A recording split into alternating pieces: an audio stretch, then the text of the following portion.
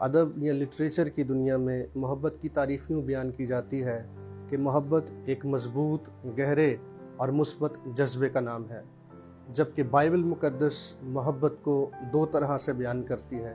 Number 1، محبت ایک الہی صفت یا خوبی ہے۔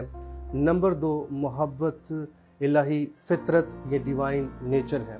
جب ہم یہ کہتے ہیں کہ محبت الہی صفت ہے تو اس سے مراد یہ ہے کہ جہاں خدا کی اور بہت ساری صفات ہیں، ان میں سے ایک خوبی خدا کی محبت ہے، اور بائبل مقدس میں محبت کو افضل مقام حاصل ہے۔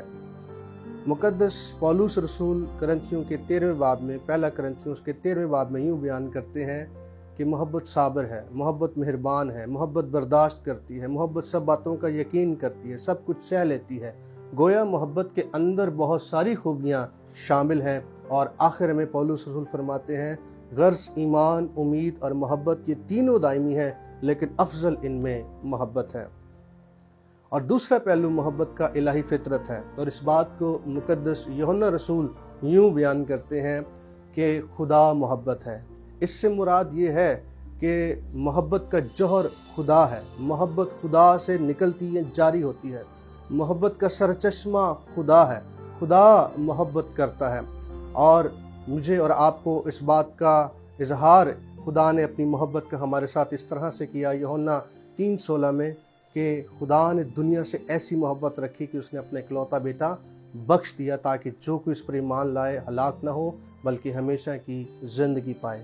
اور پھر مقدس یوحنا رسول یوں فرماتے ہیں کہ ہم نے محبت کو اسی سے جانا کہ اس نے ہماری خاطر اپنی جان دے دی۔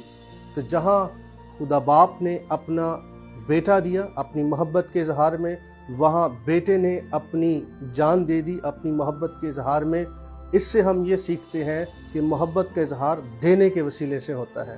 اب سوال یہ پیدا ہوتا ہے کہ میں اور آپ اپنی محبت کا اظہار کس طرح کرتے ہیں؟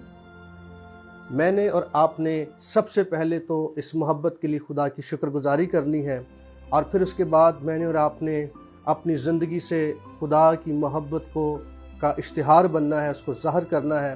اور تیسری بات، میں اور آپ خدا کی بادشاہت کے لیے اور لوگوں کے لیے، اپنی کلیسیا کے لیے، چرچ کے لیے اور انسانوں کے لیے ہم کیا دے سکتے ہیں، ہم کیا کر سکتے ہیں۔ خداوند اس کلام کی وسیلے سے آپ کو برکت بخشے، آمین۔